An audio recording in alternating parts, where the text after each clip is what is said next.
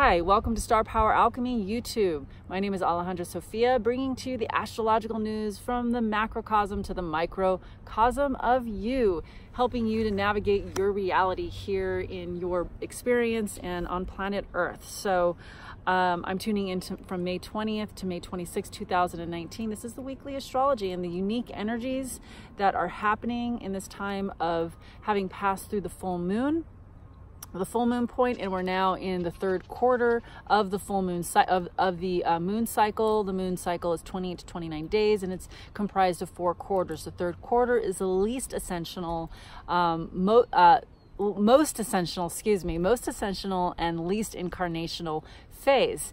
And so it is about inspiring and being inspired, and rising. It's a rising to self-knowledge.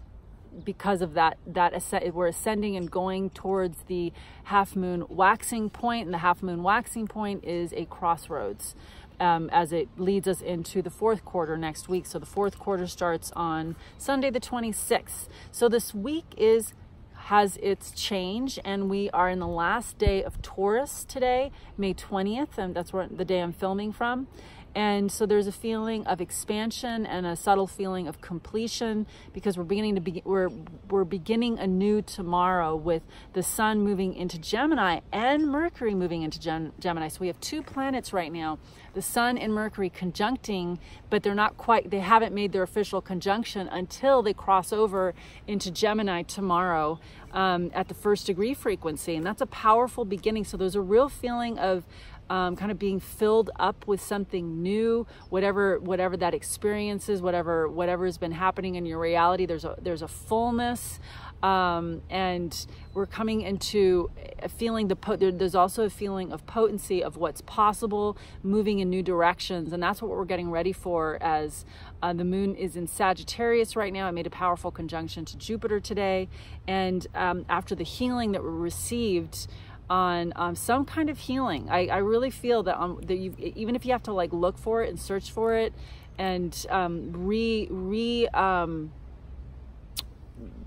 if you're not feeling a healing, is there a perspective that you can shift in yourself in a way that can embrace the weekend and what happened, whatever came through for you, what's ever happening in your life, to receive the healing? Because I feel like if you had to dig for that healing, that's exactly what the full moon is calling for, because it's the nature of Scorpio and Taurus. They're deep and they're layered, and you have to dig for it. So many of you may have like, oh my God, I got the message, I received it, I had this powerful experience, and it can be really ripe and accessible and available to you. But if you're kind of like, I don't really know, and I'm like, well, it's calling you to go deeper with yourself, because it's there. The healing is there. And the nature of Scorpio, just to do a little review of that before I move forward in the week, because we're now in the after effects of the full moon. And so therefore integration is to integrate and really feel in, go deep with yourself. And that absolutely means, because of the nature of Scorpio, is getting honest with yourself and being open to new perspectives, even if that means you have to deal with things about yourself that you may not like to see.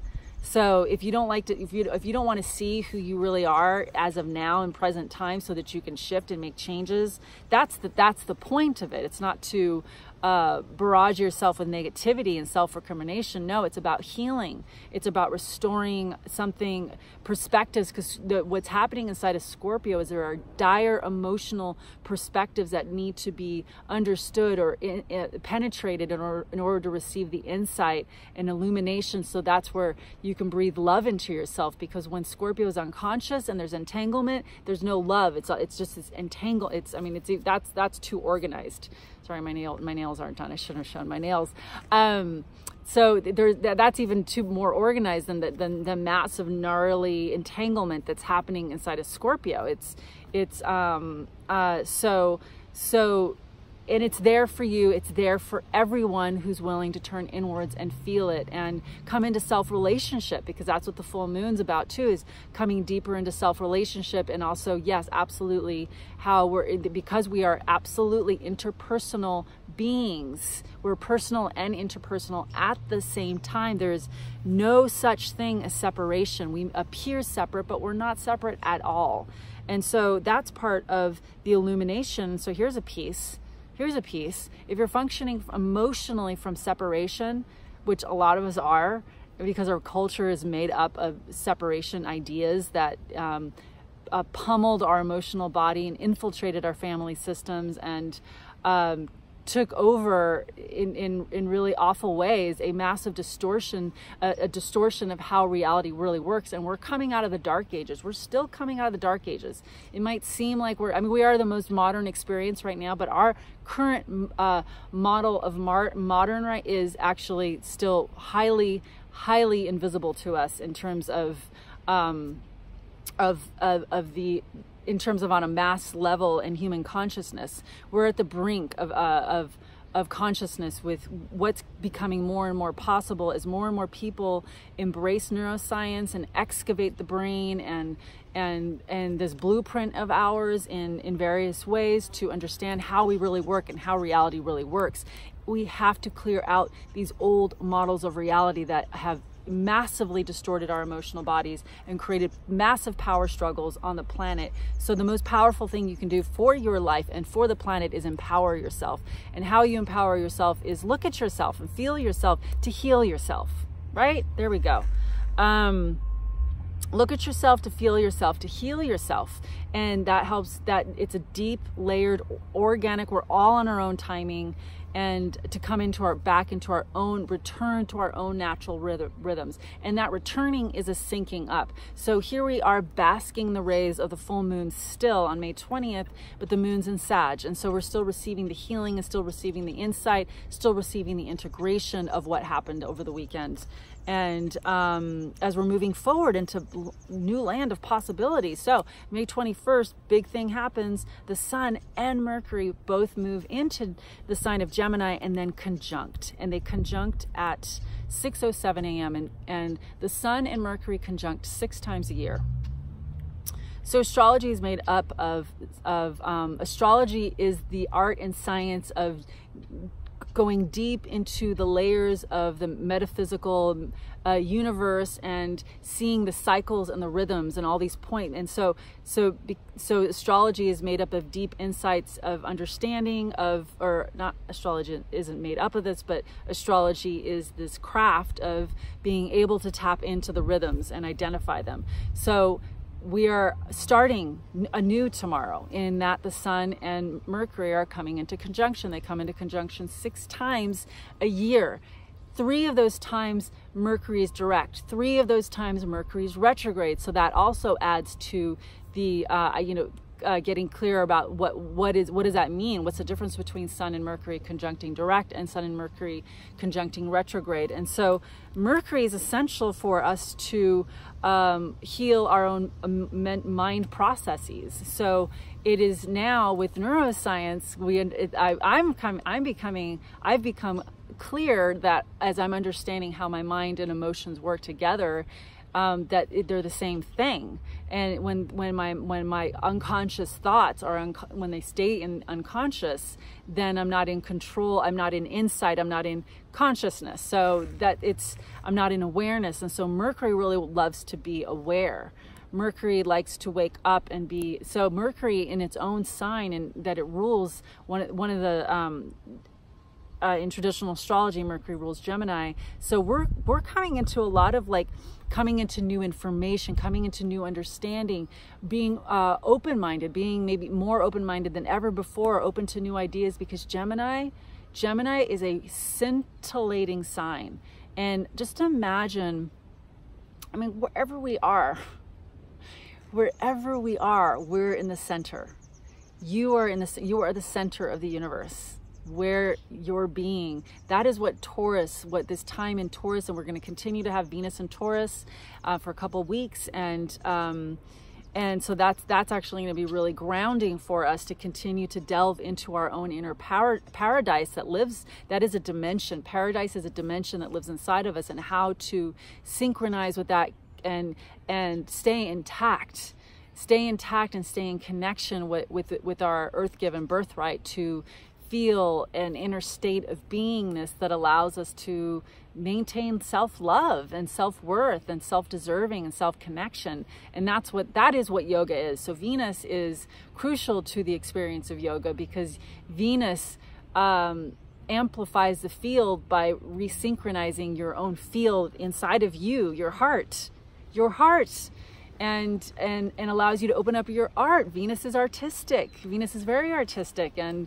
so landing in your here and now, being at the center of your own, at the center of the universe, in your own universe as well. We're multidimensional, so we're in the big macro universe, but you're in your micro universe. And becoming a synced up human being, syncing up your emotions and your mental processes in a holistic, healthy, functional way that brings you into wholeness and brings you into hemisync. So where both sides of your brain are functioning right through the pineal gland, doing the infinity sign. There's a healthy, functioning flow happening, and is an empowered being. So that with the Mercury and the Sun coming into conjunction, the next time Mercury and the Sun come into conjunction, we're beginning a cycle tomorrow, through a new cycle tomorrow, through the Sun and Mercury conjunction on May 21st, which is my tomorrow, and as of now, and for the next until July 22nd, which is the next time the Sun and Mercury will conjunct. But they'll be conjuncting with Mercury retrograde, so that's different. The next time the Sun and Mercury conjunct with Mercury direct is in early September. And so from now, from May 21st until early September, it's like 3rd or 4th of September, we're inside of a process of gathering information. So the reigning energy, we will have a energy of the Sun and Mercury in Gemini resonating through from May 21st until early September. Because what happens in July 22nd is because Mercury is retrograde, it's an inner process of going inside, and because it's Cancer, it's emotions, so that's going to be an increased time. I'm just going to flash forward here to speak to the Sun and Mercury conjunction that's happening tomorrow. In July 2nd, what happens is that we go internal from July 22nd to July 22nd until September 4th in understanding more of our emotional mechanics. And so in order to understand our emotional mechanics, we've got to understand our ancestry. We've got to understand our primary family. We've got to understand the first 7 years of our life. So that's very Cancerian territory we are in order to understand our emotional mental mechanics, but it's the deep unconscious. So with Mercury moving into Gemini tomorrow and conjuncting the Sun, we're beginning a process of being open-minded, open-hearted, open emotionally to receiving, looking through perspectives. So reading, putting yourself in workshops. Gemini is hungry for knowledge, and Gemini is like an open book. The true Gemini, let me say it on a soul level, Gemini is just this like, whoa, look at everything. It wants to understand everything. It wants to understand what is, here I am sitting here in this park, and it loves to, like, why is the sky blue? It wants to know how everything works. And so it really is, and it's dashing. That's how I feel too. Yeah, it's dashing. It's dashing here. What's this? What's that? What's this? What's that? There's a real curiosity. And so getting childlike, and maybe even observing children and watching their curiosity and their play. And so that feels, I'm really feeling that one right now. And getting curious with your mind and emotions, and allowing also your emotions, because again, the emotions are unconscious thoughts, and they're allowing yourself to get filled up by your own curiosities and love of learning, and maybe a healing around learning too, learning how to, so healing around learning, and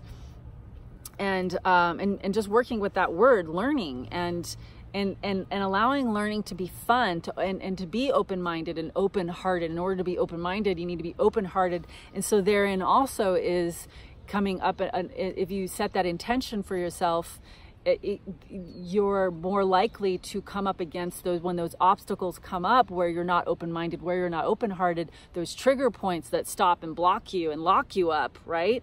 That you'll have more of a, be able to make contact with that more intensely in a way that will give you insight, because Mercury in Gemini really does want insight. And there's also, because of the insight we receive through the full moon and the healing received through the full moon, there could be an openness in a new way that's just like, oh my God, I feel clear, I feel cleaned out, I feel like a new beginning and a possibility. I've never felt more aware of the possibilities that are available to me. That's just, I'm saying that to myself, but I'm also saying that for everyone.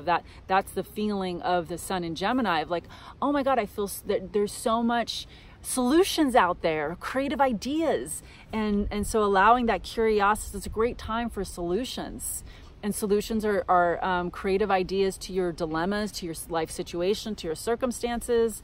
And Gemini also loves to gather with other people, so absolutely, gathering with other individuals, other people, especially in forums of learning, of awareness, of growth, of the ways in which you want to advance, getting around people who know more than you in the areas that you want to learn more. And but yeah, also just having a container as well, talking with friends, or if you're in need of there's a real openness in Gemini. There's a real like sharing of ideas and exchange of ideas, and an openness to hearing each other's truths that also opens up perspective. So that's really powerful. Gemini really does, like, it needs people, it needs variety. It's a variety sign.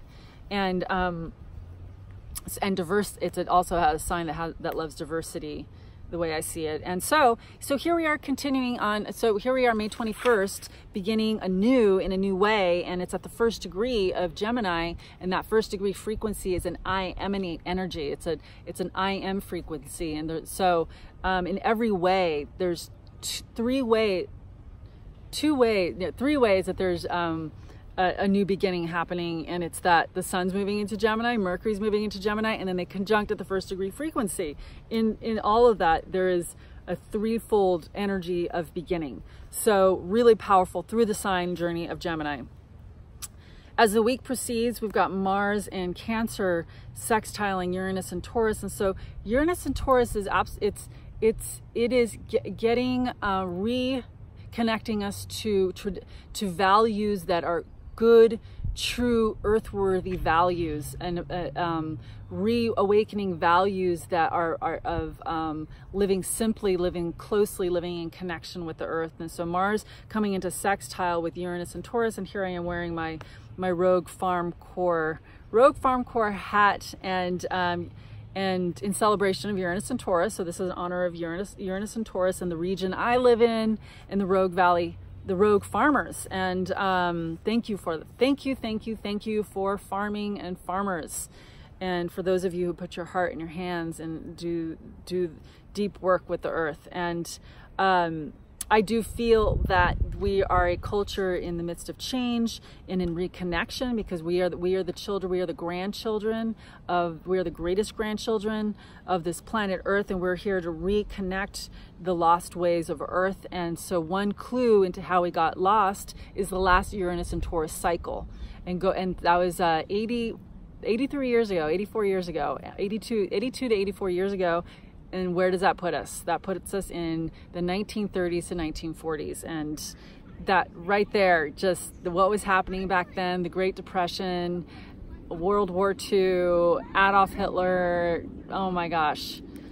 That's intense times of where we got lost and distorted, and then the growing, and then what came out of all that, the baby boomers, the wealth, the surge in the United States now in the 1950s, in which that was really in response to what happened 20 years before. So with the Great Depression and the level of wealth that began to get felt and experienced in the 50s, and So I say all this because what happened 82 years ago, and Uranus and Taurus got us lost back then. It took us away from the values in the growing industrial age that we were in at the time. And, you know, none of us who are likely were alive. I know somebody who was alive and who was born, anyone who was born in the 1930s, like they're in their 80s right now. It's powerful to be able to reconnect with and understand the values in which, you know, you were born, and they were born in the first 7 years of life, because those are the foundation years. So we're really excavating these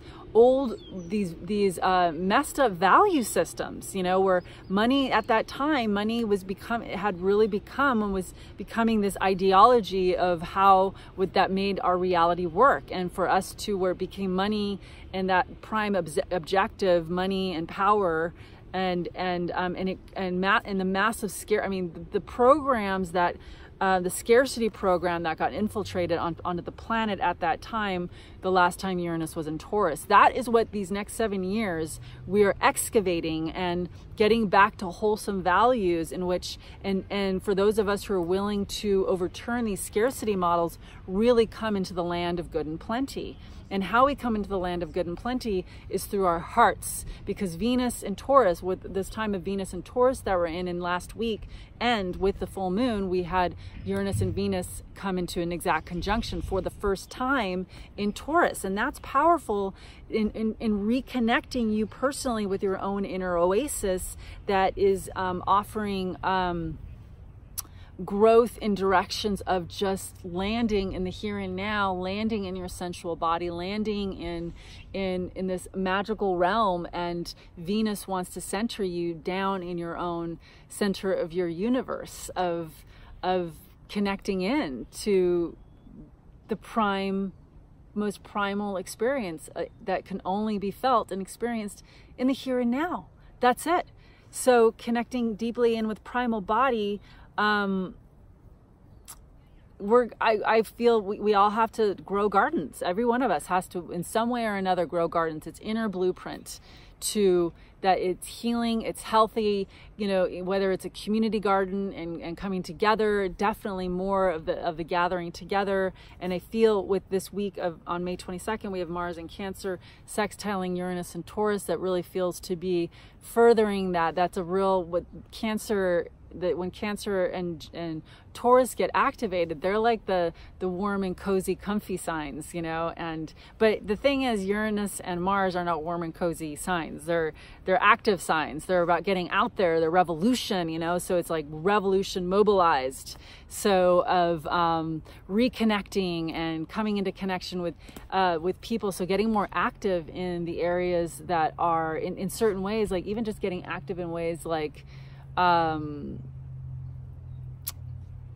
definitely with your body, working out, with exercise, absolutely, finding ways to connect with yourself emotionally, but because Mars is an active sign, and absolutely with sextiling Uranus, it is activating revolution, awareness, consciousness, so meditation, running as well. I mean, I've seen. There's Mars in Cancer, there's a couple of people that I know with Mars in Cancer, and they're athletic. They're very athletic. And so I have noted that Mars in Cancer has it's a great sign that channels energy. When you learn to channel your energy through your Mars. So yeah, just getting athletic, getting physical, learning how to take charge of your emotions and your energy levels. And so also just maybe even starting new projects this week. That feels like new projects in the way of consciousness, in the way of being, you know, more conscious about how you want to be experiencing your present moment, things you want to bring more into your family, things that you want to bring more into daily presence. So because Cancer is a present sign, it's a sign that's it's about being present in the here and now. And so we're going to get another Mars Cancer aspect with Chiron on the 23rd. So Mars Cancer is going to square Chiron on the 23rd, and that feels like there's a healing happening this week. So there's a healing happening this week. There's an understanding because Mars rules Aries, so that's an interesting square, and so there's a challenge, and so there might be an understanding of like, oh, I can't do that anymore. That feels kind of a healing around self. It's maybe if you're spending too much time alone, there we go. If you're spending too much time alone or too not giving to other areas of your life or family, or making some adjustments inside of yourself emotionally that could help you see that like, oh, I'm being really selfish here. I could do more. I can lean in more here, and I see how I'm isolating, or I see how, or it could also be the other way around. It's like, it's a healing in that you need to give to yourself. You're giving way too much to other people, and you got to stop that storyline. So there's a healing in there with how you're using your energy. And yeah, so, and then as we continue this week, we've got a Sun in Gemini then sextiling Chiron on Sunday the 26th. And so that feels, again, we're moving into active times. We're the internal ground we were in for about 2 weeks and we're still inside of the new moon in Taurus. So the new moon in Taurus is already the key energy. Again, please click on my description, in all my videos in the description below, to tune into the Taurus new moon, then also the full moon in Scorpio. As things got really internal in the last couple of weeks, we're starting to come out of that. It's going to get active. It's going to get more social. It's going to get a lot more intentional. That's the best way to use it. Get clear, be intentional about what you want to create in your life, and what you're ready for, and what you're open for, what you're open to, and what you're saying yes to. So that's one thing that I would like to reinforce too, is that in order to work with the Sun and Mercury energy, because it can be this open container in ways that are like, okay, you got to put some boundaries in there. So we are in Saturn Capricorn time as well. So it is about being clear what you're saying yes to, what you're saying no to. And as you are moving into a more active time, going out there, getting involved one way or another, we're getting charged up. So that Sun in Gemini sextile, our energy bodies are getting charged up. That Sun in Gemini sextiling Chiron in Aries, that's also building up this week. That feels like this open door. Yeah, there's like an open door policy. There's a way of having an open door policy on one level, but you don't always want to have, you've got to have your groundedness. So you can have like an open-hearted door policy, and while also being like, but while having clear boundaries, clear sense of self. So there's a self-healing there. So because Sun is self, and there's a healing with the energy body and understanding, and even potentially with how to work with your energy, like coming into a synchronization with your energy. And because there is Saturn in Capricorn, we have Saturn in Capricorn going internal with retrograde with Pluto, both in Capricorn retrograde. So there's an internal in the sign of that Capricorn. It's about building structure. So inwardly it's about and ideally, and on a soul level, that is a really coming into deeper connection with yourself and your own structure, your own natural energy. And there's something instructing you inwardly that is helping to guide you and your intuitive body. So with that happening and getting more secure, it feels like there's a lot more security that happening potentially, and that the Sun in Gemini sextile Chiron is sort of this no holds bar situation of like, whoa, what can I do? Just this excitement, this of feeling more healed, more whole, that allows for more of an open door policy in a way that's not doesn't create insecurity, and because there's more inner security. So that feels kind of exciting. While we, so we've got a moon in Aquarius and then a moon in Pisces towards the end of the week. So we're going to be ending the week with, just feeling into that right now, that we're going to be ending the week with moon in Pisces. And so there's a real Yeah, Moon in Pisces is a lover and loves family, loves tribe, loves connecting, a sharing of emotions and feelings. And so there could be that. There could be a feeling of really connecting in with your dream, really, and being in a lot more connection with your dream, living your dream, feeling yourself living your dream more, and what that feels like, and having your cup in from the inside fill you up. And so feels like we can be coming into a more emotional steadiness because we've been having so much healing, and we're still on a healing ground with Venus and Taurus. Again, she's the goddess in the garden. She's and we all have an inner goddess, every one of us, male and female. She is the feminine. She's the deity that presides over your self-love and your inner garden. And so there she is, continuing to restore us and connect us, and the restoration happens through it's just a landing back into it to receive the love that is inside of us, to break down and to untie those knots of entanglement and the knots that tell us that stop and lock and block up our energies. So that's what it feels like. It feels like we're moving into some kind of exciting, it feels exciting to me, this feeling more healthy, more whole, that allows us to move in more connection with each other and make new agreements and relationships, and or even just release relationships entirely. But it's really about clearing up on the inside out, and also as it's clearing up a sense of community and how you want to get involved in the community and the ways in which you want to activate, because that's what we're moving into, is more activation and getting involved. So there we go, 31 minutes later. Please subscribe to my channel. Please share your experiences if you'd like, make comments, and if you'd like to reach out to me for readings, email me at starpoweralchemy@gmail.com. Thank you so much and much love. Stay tuned for more videos.